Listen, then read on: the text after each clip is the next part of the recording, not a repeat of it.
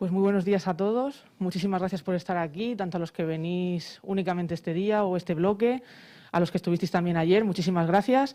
Muchísimas gracias también a los que nos veis a través del stream de la Consejería del canal de YouTube de la Consejería de Cultura, Turismo y Deporte de la Comunidad de Madrid. De nuevo, muchísimas gracias por estar aquí, acompañándonos en este nuevo inicio de actividades por el día de hoy con motivo del Día Mundial de la Animación 2021. Y bueno, sin más dilación, pues mi compañero Luis nos va a presentar a nuestro primer conferenciante, que tenemos el placer de tener aquí. Pues nada, muchísimas gracias por estar aquí. Ahora la primera ponencia va a ser de Torsten Schrank, creo que lo he dicho bien, que nos va a hablar sobre la creación y el diseño de personajes de la aclamada película Klaus. Así que nada, un fuerte aplauso y para arriba. Gracias, Torsten.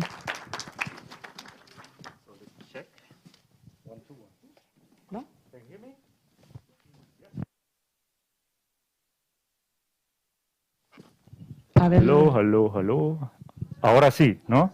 Muy bien. My Spanish is okay, let's say, but I decided to do that speech. Oh, let me just put that in here. Because I decided to do that speech in English because my Spanish is a mixture of Argentine and German. So. And I don't want to bore you with that. And thanks, first of all, for coming on this rainy autumn Saturday morning. I took a walk from Gran Via to this place here, and I noticed that there's no one on the street at that time.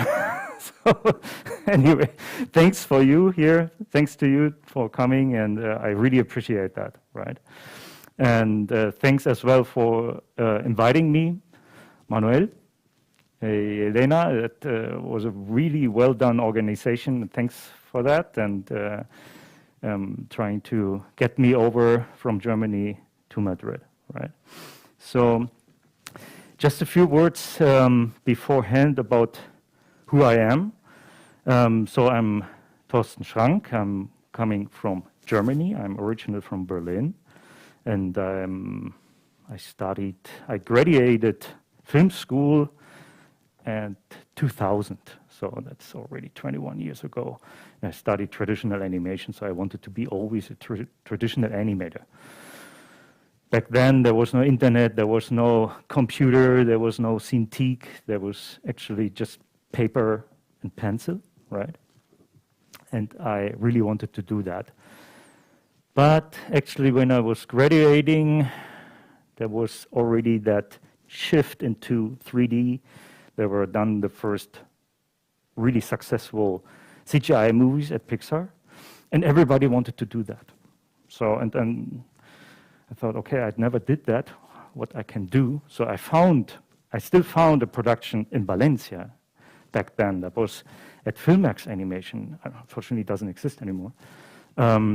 And they did that movie El Cid and The Legend. And so they hired me, and I could start there.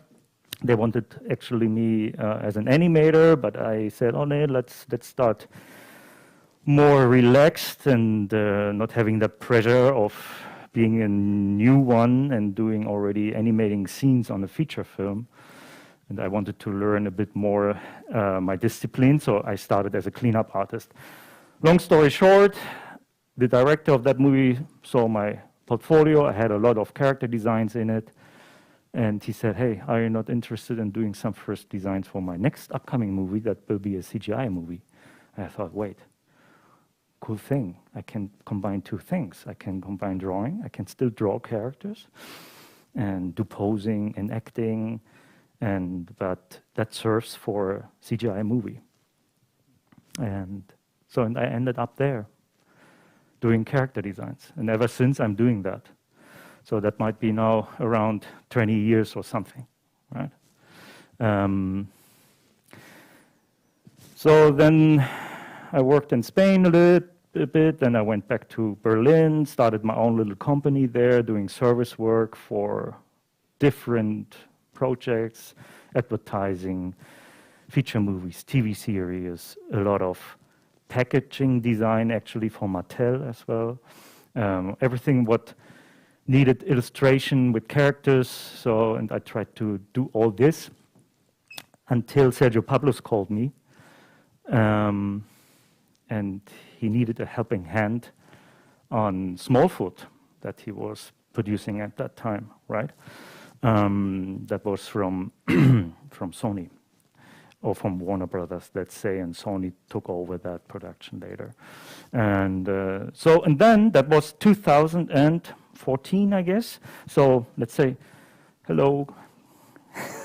No problem. 7 years ago, and 7 years ago already, he showed me a first test of something, of a project that he called Klaus. He said, hey, take a look at this. I said, whoa, this is 2D, man. But this looks so weird. What is this? He said, this is a new technique, and we are trying to find something, and I want to do a 2D movie. I'm really tired of that CG thing. I said, yeah, me too. So let's do it.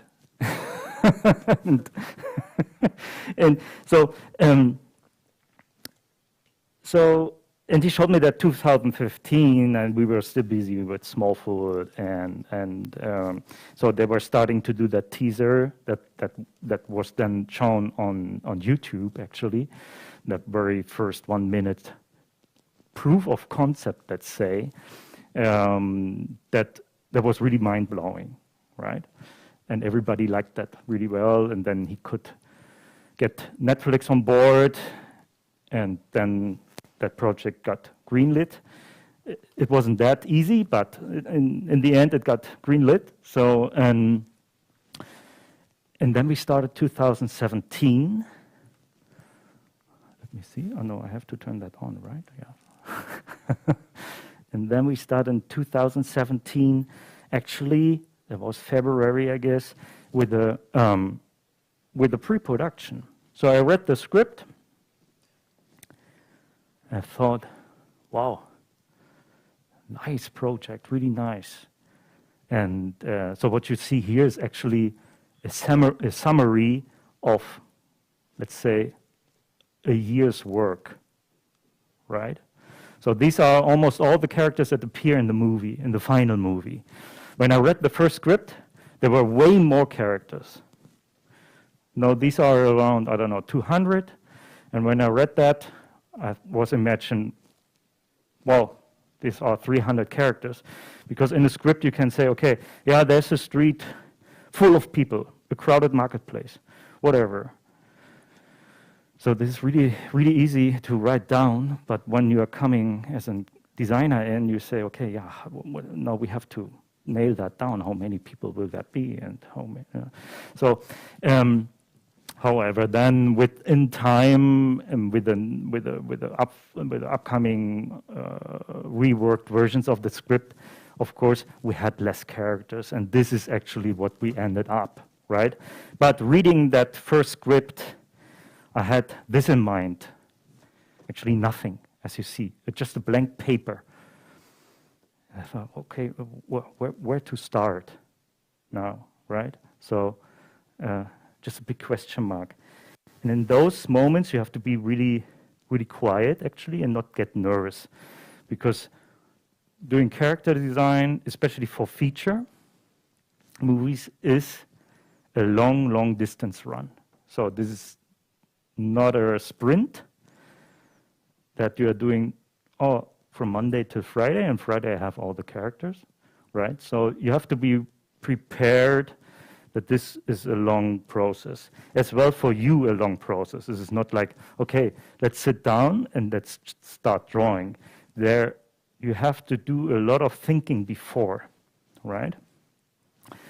And so in order to erase that question mark, you have to go step by step, right? So and this is approaching the style.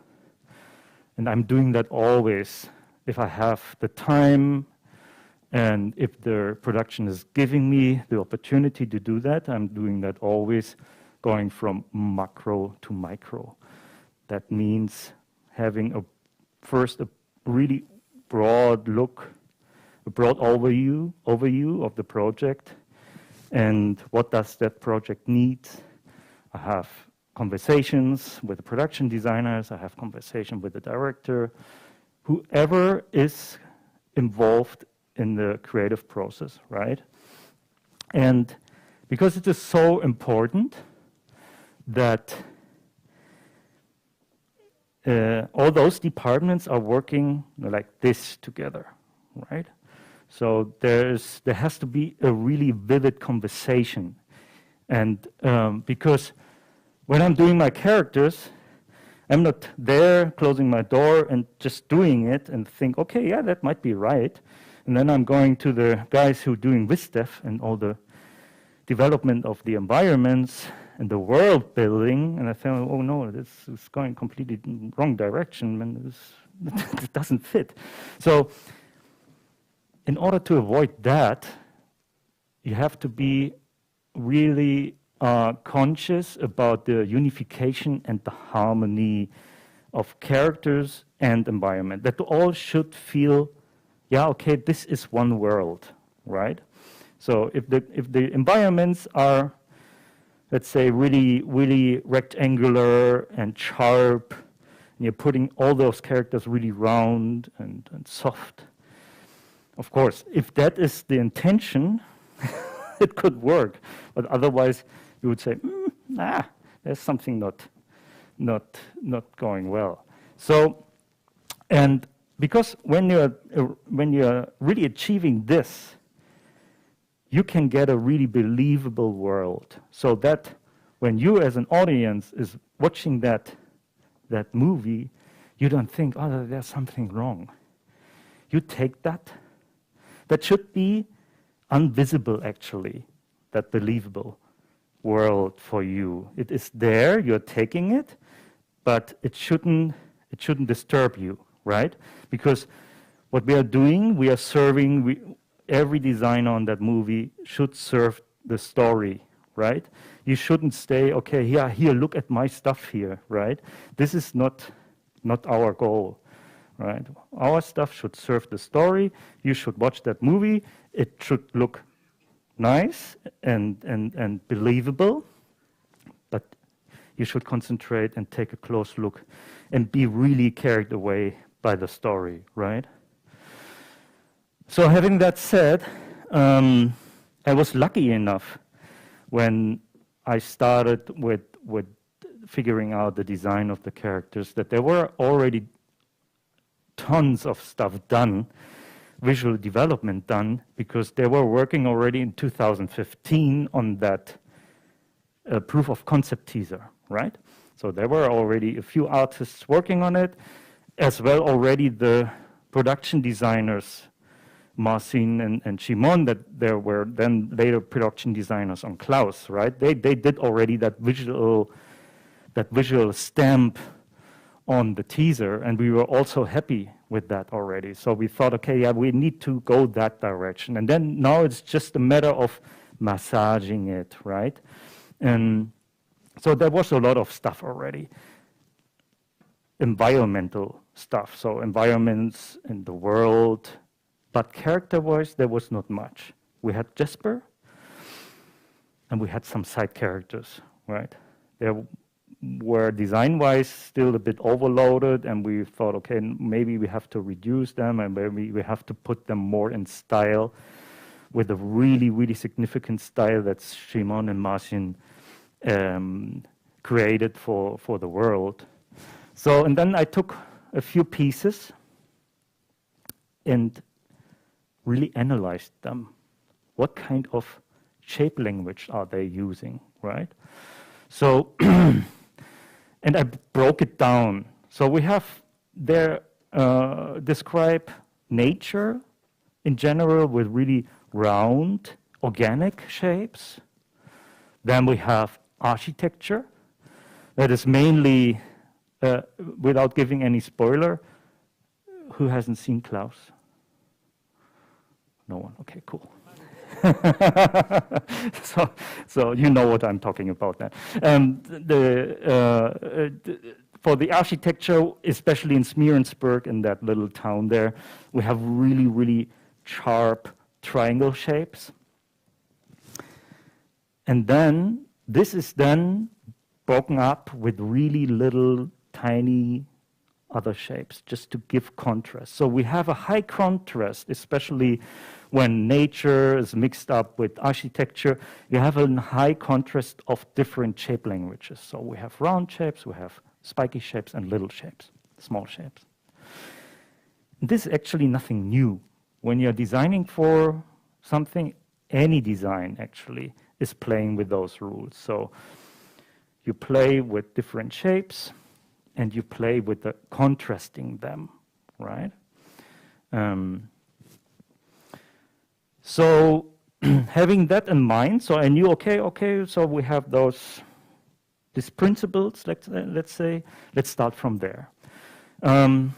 We had in the movie, we established 3 main places. So this is in the beginning, the city, let's say, or let's say the postal academy, right? Then we have Smearensburg, and then we have somewhere the world where Klaus living in, right? And of course, those 3 places are populated by, of course, by characters, right? And those characters should somehow feel, or they should somehow be in harmony. Let's think back to that, what I've shown you, with their environment, or not, maybe. That then there's already storytelling coming in, but let's use. Oh yeah. So those are the main shapes for those places, right? So post academy, we have a really strong, slim rectangle that shows, okay, that's really rigid and elegant. We have Smearensburg with those really sharp triangles and floating shapes, and we have Klaus. That's really just a square, a block, right? And those are the main characters that are populating these different places. So if you see, the main character in the Postal Academy is, of course, the postmaster. This is Jesper's father. And when you see his shape, it is just that one, right? That stretched rectangle. And if you go through all these characters, they're somehow representing that as well, right? And Jesper in the beginning as well.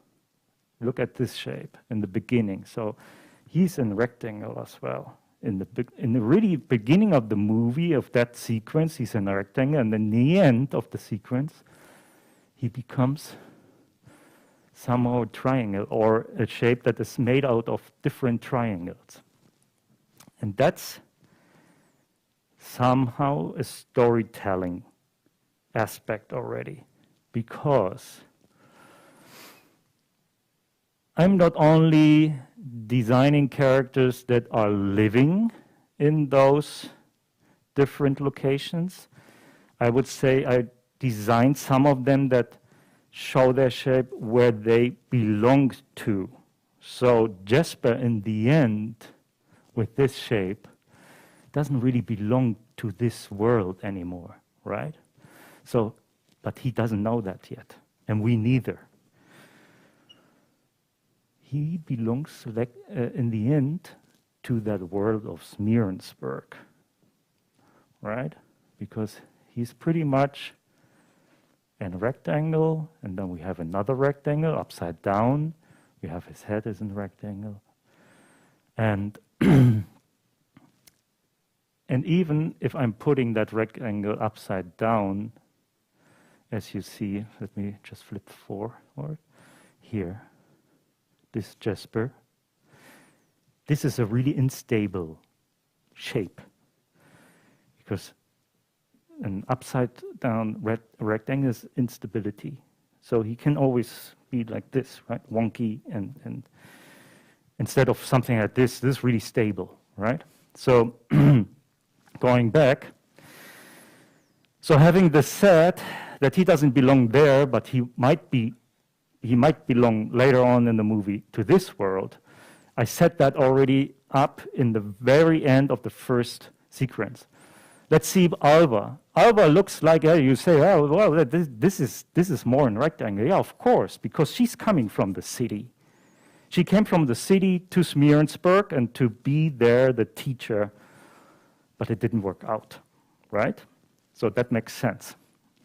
And then we have Mogens, that is pretty much in triangle, but Mogens is a character that is somehow between the worlds.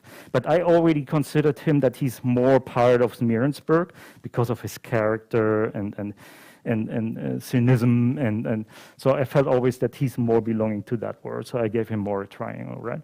Then we have Mrs. Crumb, that got that triangle here, then we have here that triangle in the face, and that one here. For Ellingbo, Mr. Ellingbo, I went more to this shape here, to that round shape. And then Klaus is completely isolated from those two worlds.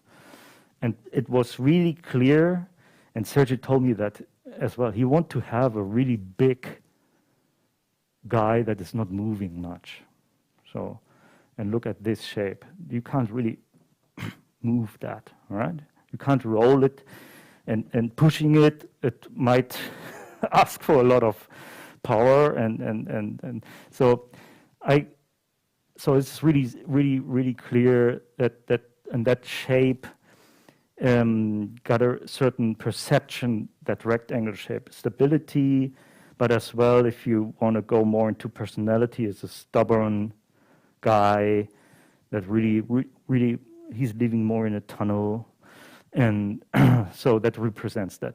On Margot, I said, yeah, well, she could be as well a kind of square, but a tiny one, because she's still a child, but she's personality-wise, she knows what she wants, right?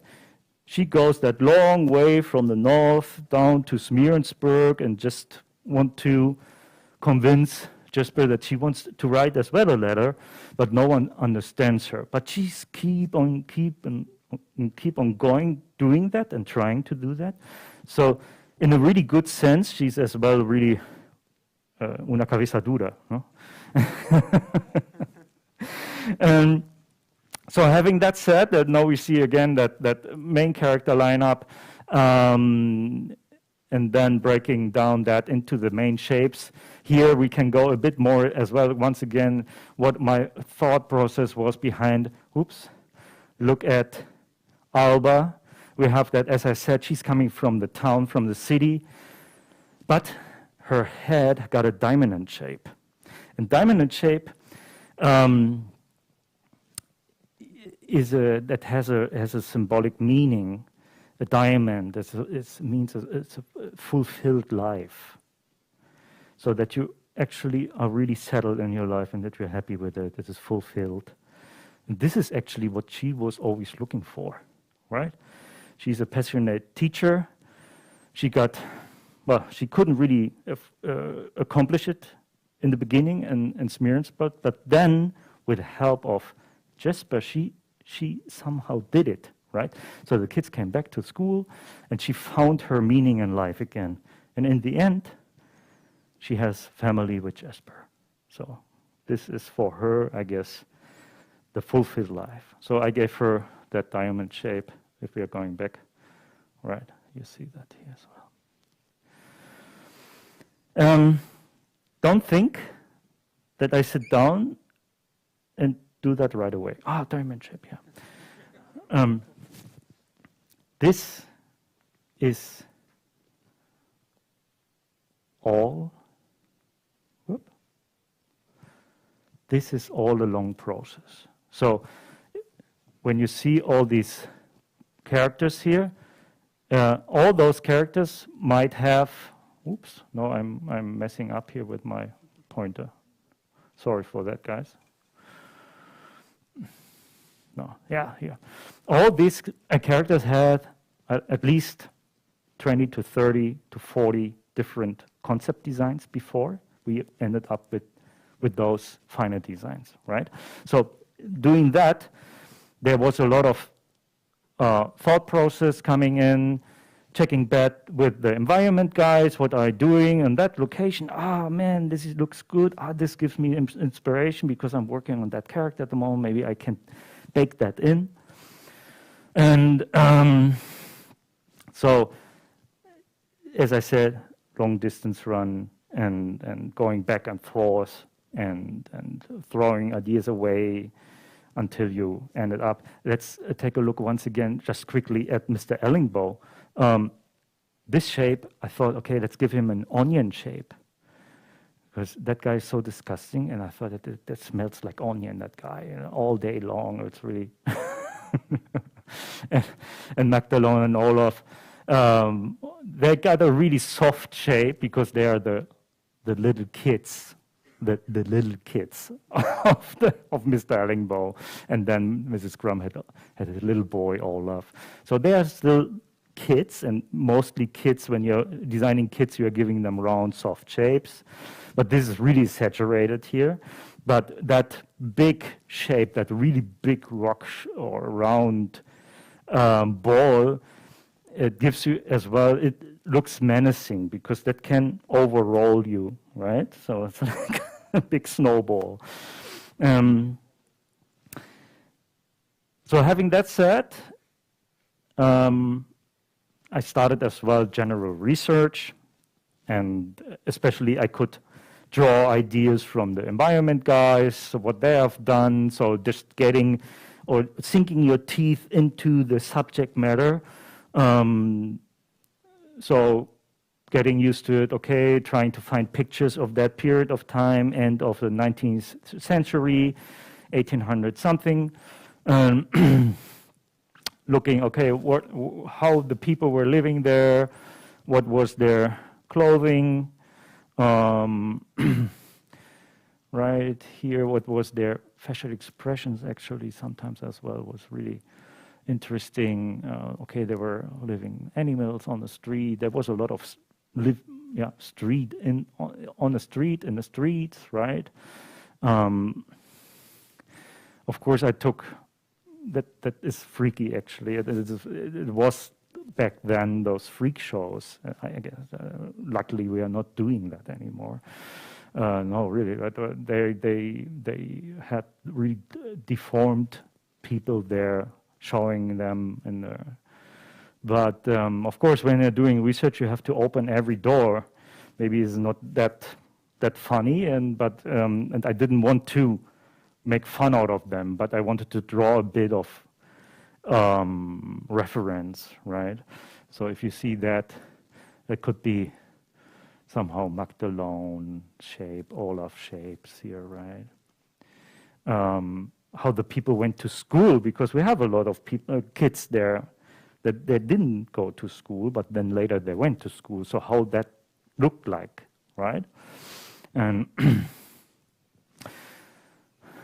and so on, though, how they were living at home, many people at home, sleeping somewhere in the corners, or they were workers, right, and gathering there just and looking at those booths and just getting into that atmosphere, listening to music that gives you that feeling, and then grotesque pictures, actually, right? Because we wanted to have that really grotesque feel to Smeerensburg, that they say, oh, this is a crazy place, what they are doing there.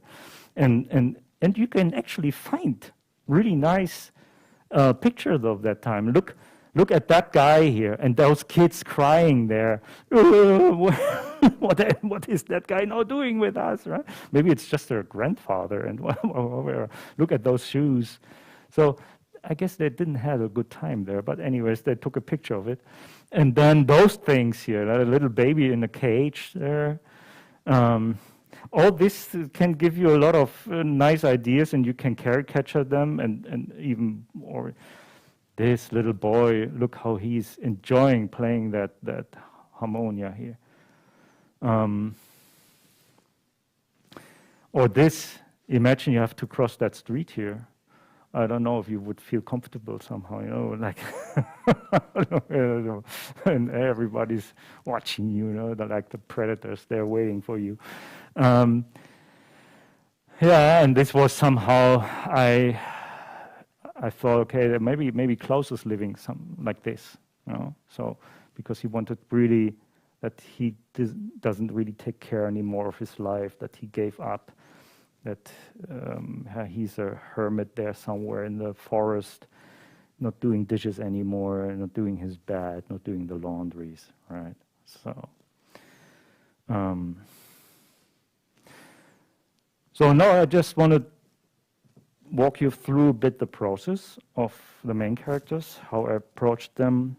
On Jesper, as I said, we had Jesper pretty much done already because of the design that Sergio Pablos did for the teaser.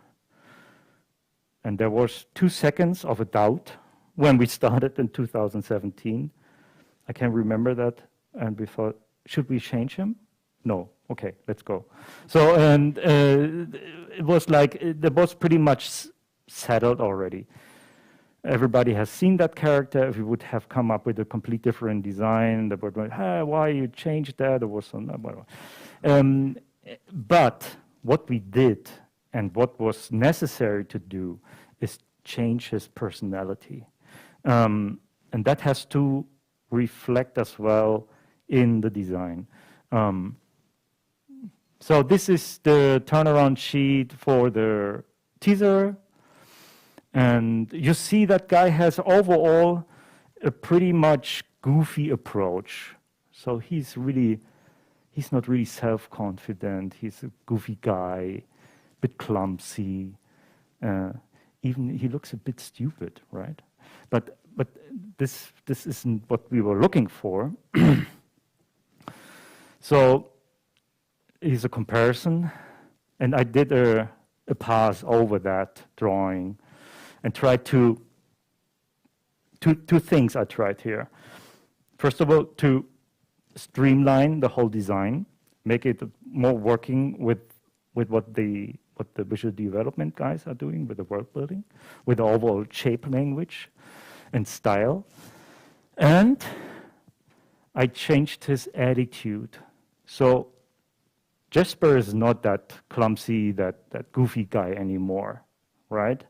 In our movie, it was a kind of selfish jerk in the beginning. So he thought, okay, it's a piece of cake. I can do everything, you know, and doesn't matter. I'm the best. So so he has to be really self-confident, right?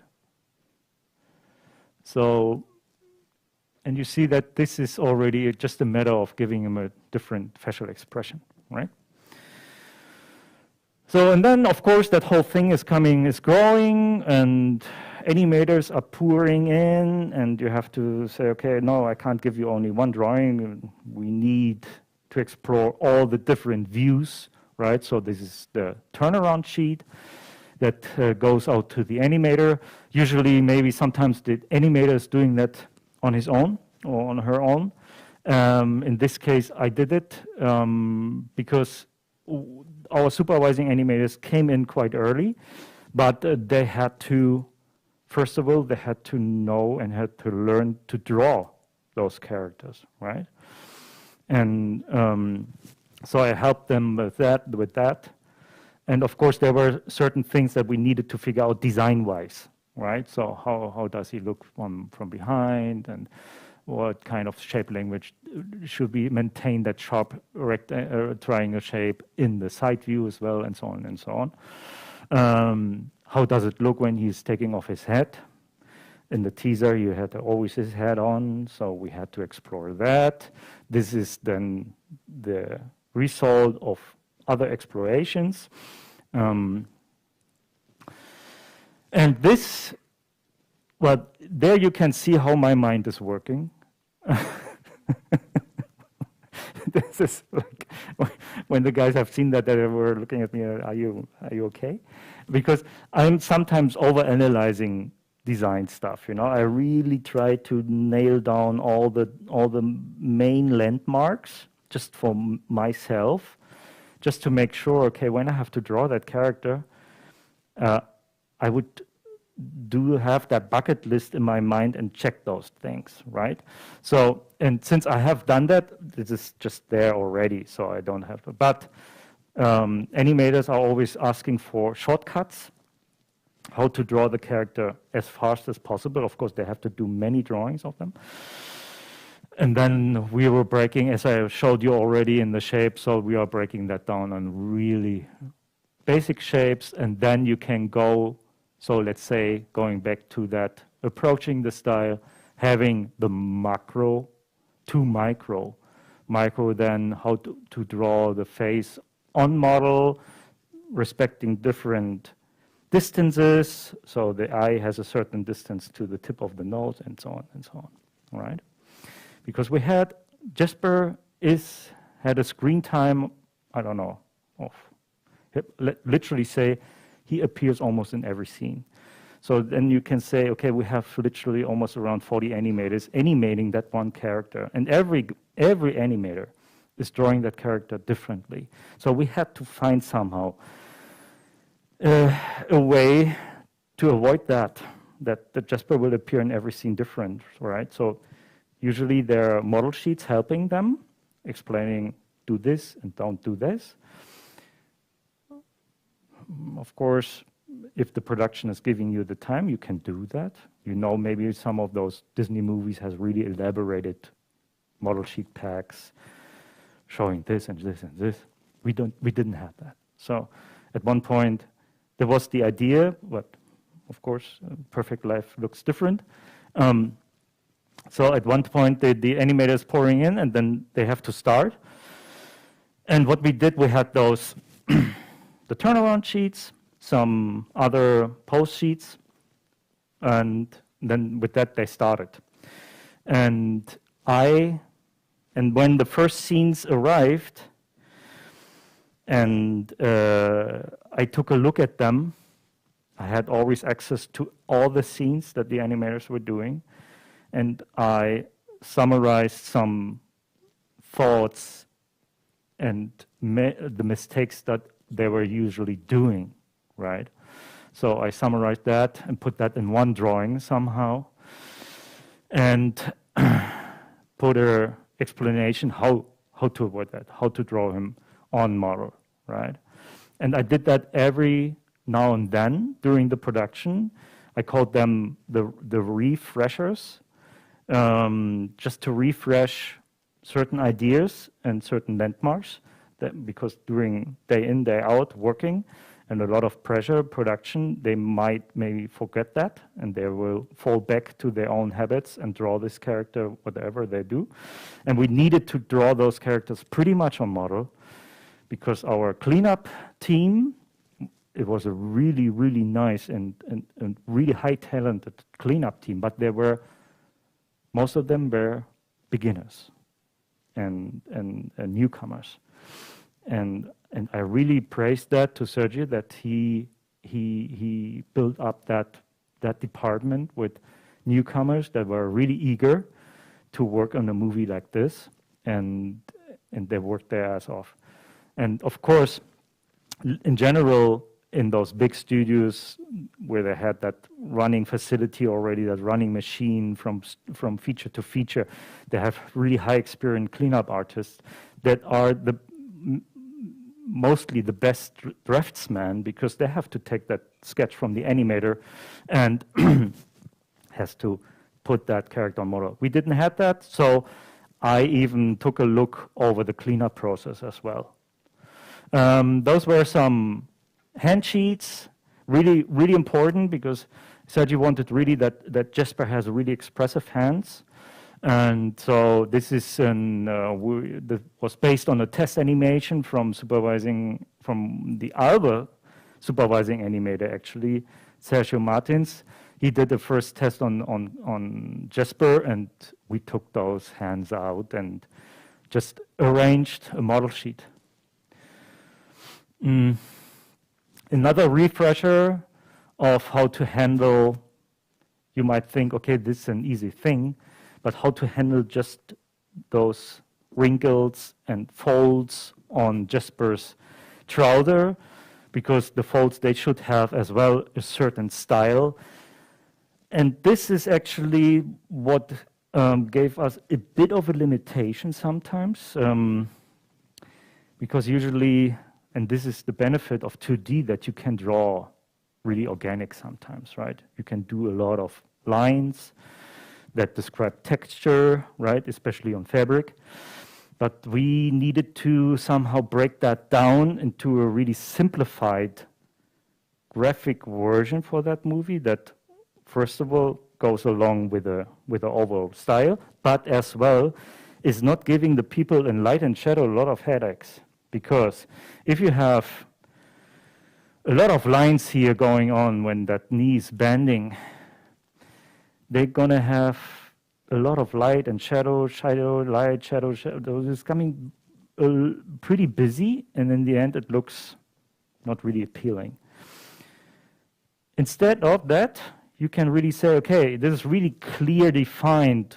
So this is going to be in shadow here if the light is coming from here, and here's the light on it, right? So this like really clear and goes in hand with the style, and it's simplified the best way that we can do for all the other departments that follow up, right? Some poses I did for Jesper, that was pretty late already, just a bit too late maybe in the production, because those were already poses that I did for marketing. At one point, they were asking, Netflix was asking, hey, yeah, we need now do some marketing poses. And these are not literally posing that I would do for animation model sheets. For animation model sheets, I would maybe do more extreme poses that are really describing certain things, letting Jesper go to the gym, let's say, right? So, and showing a bit more acting, and so these are really, representative posing, right? Hey, look here, and pim pam, and buy this cookie, and and some of them they ended up actually on cookie packages there, over there in the States. But anyways, this was as well then in the end helpful. Then for the animators, we handed out this to the animators again. And as you see, the Jesper needed as well, just to go a bit quicker here. We had Jesper in the beginning was a chimney sweep. That was the wrong way again, but this was the instruction. Okay, we need different outfits for the character. These were different options for the beginning. I really liked this one, but it didn't. So we ended up here, just to show him that jerky guy, rich. As well here, when he was already in Smearensburg the first night, really cold. So I was really happy that we ended up with that one here, because this represents again that shape that is the city shape, the post-academy shape, and this shows he wanted to go back home. He doesn't want to be there anymore, right?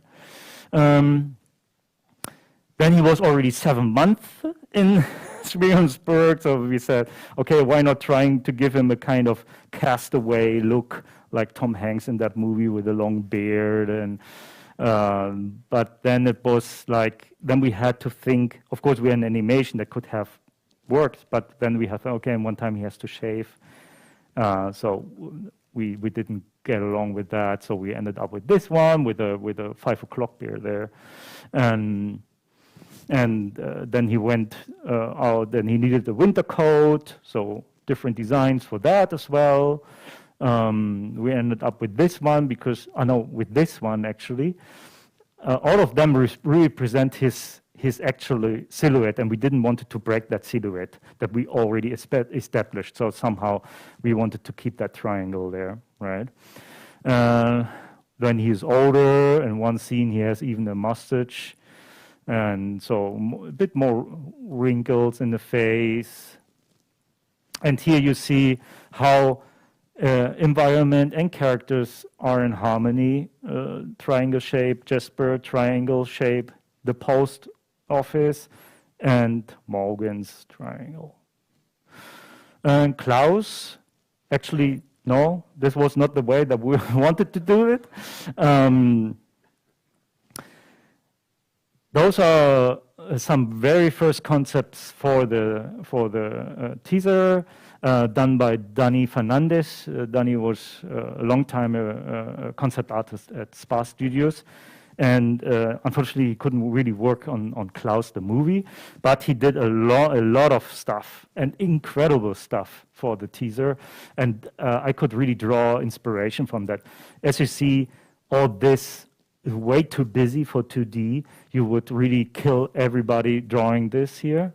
But anyways, the mood, the attitude is already there, right? And maybe some body proportions, that face might be a bit too small than later on the big screen. We want to have that the audience can read it. We were sure that will end up only on the TV screen and not on the big screen. So we had to make sure that this is not too small. I jumped in. I had a conversation with Sergio again. So we wanted really to have that hermit guy, really nice, tender eyes, but with a long beard for sure, and with bushy eyebrows, and somehow a guy that you can say, yeah, there's a biography. That guy had that something had happened in his life. So I started with those as well, trying to dial in all the style aspects. You see, there were things way too cartoony still. That was not really serious enough. A lot of different faces, more faces, until we somehow stepped into that one here, where Sergio say, yeah, no, we are getting there. It is many times it's not the design itself, it is as well the attitude or just the look of the eyes that gives you that spark that you are chasing when doing all those concepts, right? There must be something. Oh, yeah, no, I found something. Maybe this is. Many times it is subconscious. You are not really conscious about things that you are doing. You are just trying to find the right balance and maybe the right attitude. But little things like eyes and the look can really elevate that. And then this one was said, yeah, let's go with that. Just this part, or that forget, right? But just this part here, right? So I thought, okay, I was looking at it, and he said, okay, do me a full body of that. And I did that. So I really wanted to have, a long beard, really, ungroomed. And then looking at this, I thought, wait, I have seen that guy somewhere already. And then I took my research again, and I found him. It was somehow Sean Connery in that movie Medicine Man. I don't know if this is one of those movies that were not that successful with him, but I thought, and I did some research and found some pictures and said, yeah, cool. There he is. He got these tender, full eyes, really warm-hearted, but as well that crazy look, right? And that hair that I wanted as well, that with the ponytail later, but as well that really wild hair. So they were on the bushy eyebrows, dark. So I took that and I came up with this. So of course I exaggerated things, but overall I got inspired by that. And this was actually the one that Sergio then approved. This is a color version done by the production designer. And so we went with this one, at least to hand out to the animator that he can already start. And then the animator came in. He said, well, yeah, cool. Sean Connery is cool, but I like that guy as well, Sam Elliott. And he got that as well, that aspect, right? So, and especially the voice of this guy. You have to Google that guy. was like this, right, brawling there, grooming in his mustache. And Victor Ens was the supervising animator. He came in. He was working on another project before, and you can still see that he still got the design, the style of that other project. But anyways, we said, okay, let's just do some roughs, just to get into the character, because that is his job, getting into the personality, right? And we felt that there was a lot of strength in it. Not on style, but on personality, right? So, so he did all this really rough stuff that we thought, yeah, he's on the right track. Now he has just to get into the style. In the end, J.K. Simmons did the voice for Kalus, and well, I found just one picture of him with a beard. So, it's somehow, yeah, it could be. So. And turnaround stuff again, really technical stuff, of course, right? Then Marta Andreeva, because we were a really small design team, we were 2 people, right? So character design supervisor was my title, but I wasn't really supervising anyone. I was supervising myself, maybe, and Marta is a junior, was at that time a junior designer, and she did all that technical stuff as well, helping me out with being the bridge between animator and design, and doing construction sheets, trying to find those shorthand design stuff for the animators. Some facial expressions. In a really early stage, at that time, we didn't have any test animation on him yet, right? And this is post stuff I did as well, again, for marketing, right? But this helped as well, again, the rest of the team, and some color stuff. As you see, it's really dark. And of course, this is on purpose. In the beginning, he's really dark to have that contrast of that really dark character to the, later on, the red one in his red iconic Santa Claus suit. And I did as well a maquette of his head. Here you see this is Victor Ens, the supervising animator. Well, this is me here. And there's the maquette, because I did that because I thought that could help a lot, because there was a lot of drawing issues, how to draw this face, because it isn't really easy to draw him, because there were so many different angles, especially on the nose. So, and this helped a lot.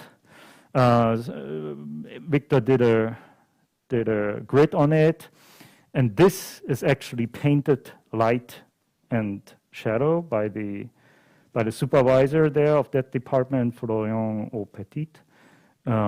He painted that. This is based on the turnaround, on the drawn turnaround, and he painted that. I thought before that he took a picture of this, but this is actually painted, right? And Kalus, in his different variations that we have, that he went through the movie, of course, there has to be as well evolution and change, beginning, that kind of murder style guy living in the woods, getting more groomed, getting more, you see that's opening already more, right? Being then back again in his workshop, being the Santa Claus, and in the end, that old guy, right? And of course, this was a thing that I really loved to explore, his life before, his life with the life with his wife, that we didn't know actually at that point, right? Of course, there's a sequence where we see her, but we haven't seen her, or we don't know that he had really a family life. And this was a nice thing to show him younger with his wife, and so that he enjoyed life. He was a funny guy, and they were really planning to have kids. And unfortunately, she got sick and died, and that's actually the reason why he gave up, right? And this is actually the one that, the concept that everybody responded to, and we came up with her in the end, all right? And now we see as well, again, environment and character. So look at that door. This could be just a shortcut for Klaus himself. Really big shapes, all rectangular. So he's really, you can see, okay, this is Klaus' place.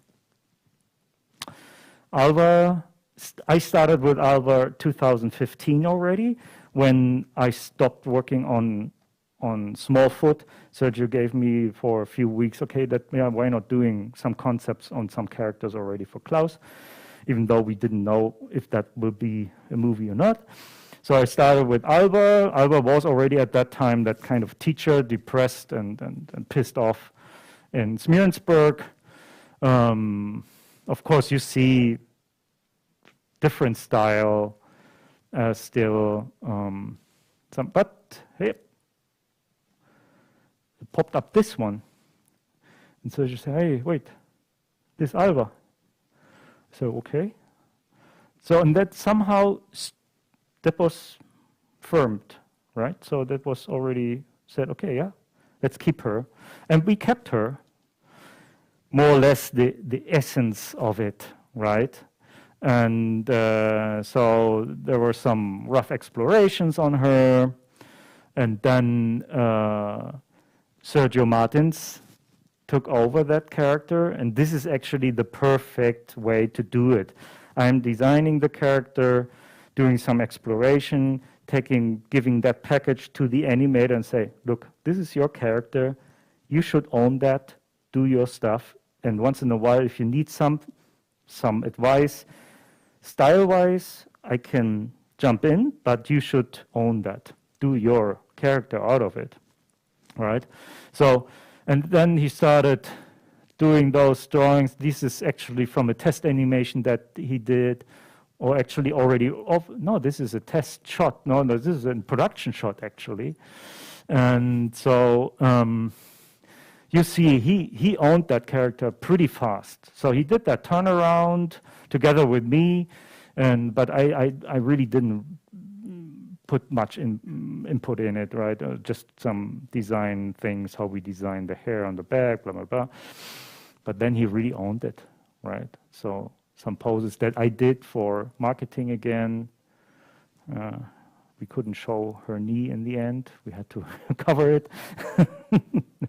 And this is a nice sheet because it is as well exploring again her evolution, the quite tensed, aggressive woman in the beginning.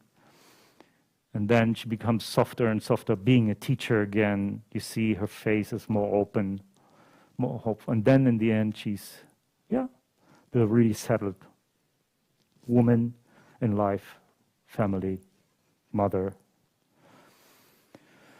And here again, this is the school, let's say her little world where she's living in, comparing style, attributes that you can put into the character, or vice versa, right? Maybe the Vistef guys were looking at this and say, okay, yeah, let's do it like this, somehow to combine it. No? So let me say how we are about time.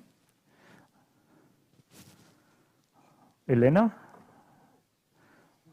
how we are running with the time?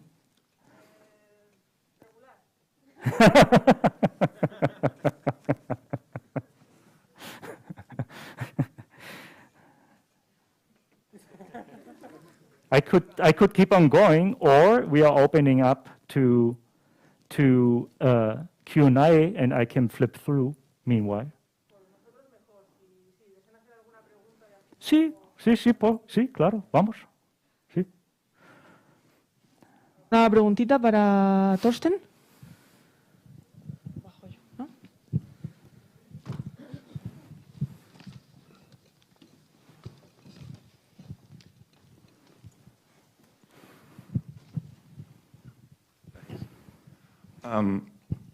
Vale. So you're showing us like dozens of iterations for each design, and you're saying like, yeah, so I took this to Sergio, and he said, yeah, not this, go for that. So I brought them like another 10. So I would like to know like how much time would you actually spend to create each different version? Because you're making it look like, yeah, I did 100 of them, but it took me a month. But how much time did you actually? Like, yeah, this is actually a good question, because that question comes very often from production department. How much time do we need to do that? Well, it's a creative process. I can somehow tell you that how much can I do per day, but you know, you have days like today it's raining and you're not really inspired, and then you have other days where the sun is shining and it's just popping out everything, right? In general, I can really say now with that experience and with the flow that I have, and on Klaus, let's say designs like this, I did 5 or 6 per day like this in this stage, and I have at the end of the week, let's say I have around 20-25 options, right? To have to discuss with the director, right? And then maybe there's nothing, so let's do another round. But this other round might be already more, so let's say this is the first round. The second round, of course, I got already more feedback, and I even got more information that I didn't have before from the directors, because things, of course, are rising up during the conversation. And the second round might be much shorter and less designs, because it is way more already detailed and going more straightforward to things that I address on the notes, to the notes of the first meeting, right? So it actually was as fast as you make it sound. Well, yeah, but it depends as well on the character. Some characters you're feeling you're more connected to than to others, right? So and the emphasis you should always put on the main characters, and then secondary characters can be as well really nice to develop, but maybe they have less screen time. So and then maybe it's not that, because you have to think as well in production. So don't spend too much time, because then of course it's cheaper, less money. And for secondary characters. And initial characters, incidental characters, they should just come up like this. So if you remember that big lineup of all those characters, you know, there was like, do me 10 kids today. Okay, I've done 10 kids. So we have over 70 kids in the movie, right? In the 3D movie, hey, Kalus, in a CGI movie, maybe, if you have a lot of generic characters, you might come up with certain base models where you just do different variations of hair, clothing, changing colors, right? And then you might come up pretty fast with a generic crowd system, right? On Klaus, that wasn't really, for me, I didn't want to do that because every child should have at least a particular touch, a tiny little special touch, right? So, but this came then pretty fast. ¿No? You're welcome. ¿Alguien tiene una última pregunta para Torsten? Aquí. Ah. Bueno, aquí y luego arriba. Vale. When it comes to designing a character, would you rather make it easy to animate or like aesthetically beautiful? What do you think it's more important? That's a good question. I guess the first step should be design without any strings attached, right? So that's the concept. That's the concept phase.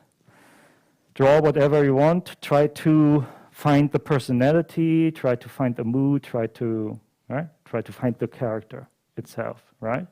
Then, as you have seen on Klaus, the first concept designs that Danny did, they went that way. You know, he didn't thought about, okay, is that animatable in 2D or not? No, doesn't matter at that moment.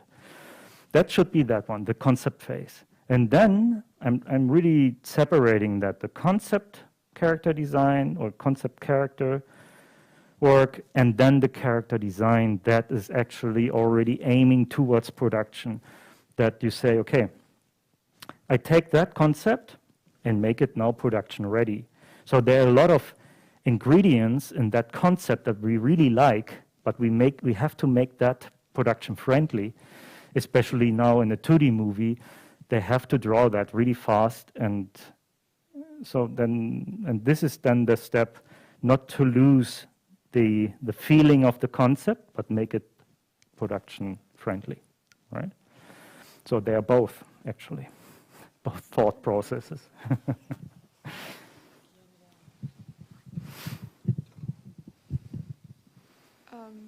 Do you always take the time to clean up everything? Like everything you draw looks so clean and always with shadows or colors, or? No, look at this, for example. This is. I mean, it doesn't look too dirty to me. Well, my roughs are terrible. My first roughs are just, no one can read that, except me, maybe, right? Mm-hmm. So I did a really fast scribble, and I put this on top. This is the next step. Mm-hmm.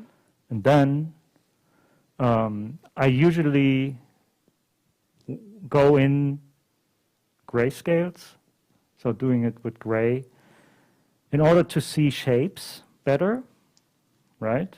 In a line drawing, you can miss some things, how certain shapes can dominate the design. For example, he got a long coat, so he's literally 90% coat, that guy, and that coat will dominate his design. So I have to see how that, and if you're filling it with gray, you already get a perception how that could work. It's really impressive, like right? You draw so much, so and it's so clean. And what program do you use to draw everything? This is Photoshop, just Photoshop. Okay. No special brush, just a common brush. Just okay, thank you. Right? Yeah.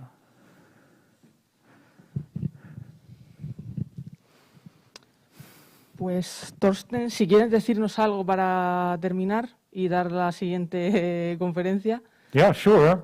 I just wanted to give you a short thing here on as I didn't only design on the movie.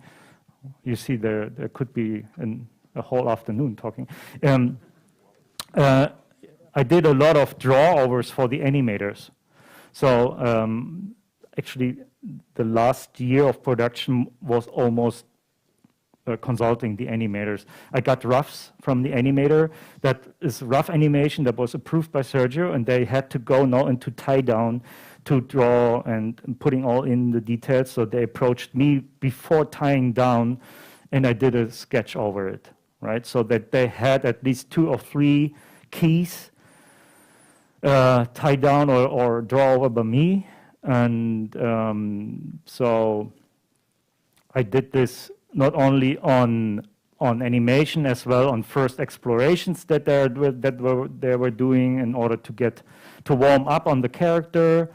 So you see, if you compare those two, this is the one from the animator, and this is my drawover where I really pushed shapes more and really put it to the style that we really wanted to have, right? So exaggerated line of actions, clear shapes, and I got roughs like this from the animator, right? And say, just quickly, I need to tie down that.